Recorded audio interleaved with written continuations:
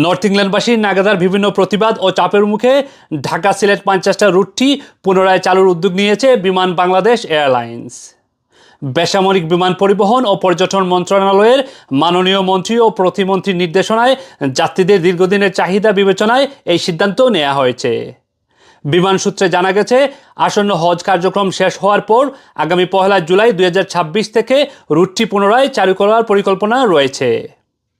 উক্ত বিষয়ে সেফ বিমান ম্যানচেস্টার রুট এর সমন্বয়ক জনাব আব্দুল জব্বার জানান, I want to first of all thank the Aviation Minister, Mrs. Afroza Khanum Rita, and the Foreign Advisor, Mr.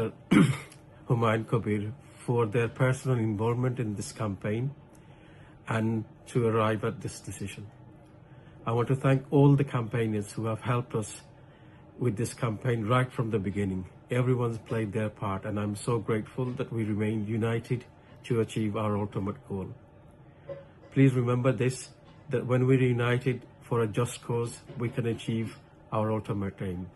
I also want to thank our UK MPs who have relentlessly supported us, and in particular my MP Jim McMahon, who raised this issue first, and also Paul Wolf, who raised it in House of Commons.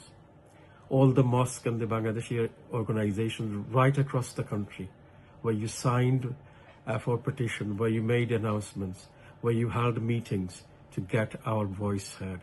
I want to say thank you to all.